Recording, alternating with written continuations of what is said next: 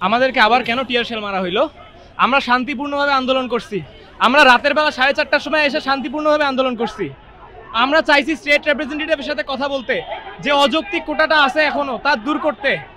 আমাদেরকে বলা হয়েছে সকাল 11টায় আসেন, সকাল 11টায় তারা আমার সাথে বৈঠকে বসতে নারাজ, কালকেও বৈঠকে বসতে নারাজ। আজকে আমরা এখানে আসছি শান্তিপূর্ণভাবে তাদের সাথে কথা বলতে। আমাদের উপর টিয়ার শেল মারছে, সাউন্ড গ্রেনেড মারছে, পানি মারছে, পিটাইছে আমাদের ভাইদেরকে। এটা কি শান্তিপূর্ণ আন্দোলন? এই আমাদের শান্তিপূর্ণ আন্দোলন ছিল। ইন্টারিম কি করতেছে? হাসিনার চেয়ে কিভাবে এটা আলাদা হয়? গুলি কোন দিন করবে আবার? এই আমরা চাইছিলাম দেশ থেকে। আমরা স্টুডেন্ট জুলাই নামছিলাম, আমি জুলাই নামছিলাম, আবার রাস্তায় নামলাম সেম গভর্নমেন্ট যাদেরকে আমরা তুলে দিছি তাদের জন্য। আমাদের সম্পূর্ণ শান্তিপূর্ণ আন্দোলন ছিল। আমরা বাংলাদেশের সকল প্রকৌশল ভার্সিটিগুলো আমরা একসাথে সমবেত হয়েছি আমাদের 3 দফা দাবির জন্য। কিন্তু এখানে আমাদের শান্তিপূর্ণ অবস্থানের জন্য পুলিশ প্রথমে সাউন্ড গ্রেনেড, পরে তাদের টিয়ার শেল নিক্ষেপ করে, তাদের পিপার কামান থেকে নিক্ষেপ করে। এরপরে আমাদের অনেক শিক্ষার্থী আহত হয়, ইতিমধ্যেই অনেক আহত অবস্থায় পড়ে আছে রাস্তাঘাটে। আমরা এটার জন্য আসি, আমরা শান্তিপূর্ণ আন্দোলনে এসেছি।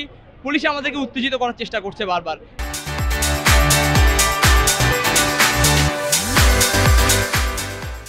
এগুলো কখনই কাম্য নয়। আমরা বারবার বলতে দেখেছি শান্তিপূর্ণ আন্দোলনের জন্য যা করার আমরা তাই করব, কিন্তু এখানে আমাদের উপর পুরোপুরি বর্বরোচিত আচরণ করা হয়েছে। আমরা যাচ্ছিলাম যমুনাতে ঘেরাও করতে, কিন্তু আমাদেরকে টিয়ার শেল মারা হয়েছে। তারপর আমরা ছত্রভঙ্গ হয়ে গেছি, তারপর আমাদের বিল্ডিং থেকেও তাড়াই দেওয়া হয়েছে এখন।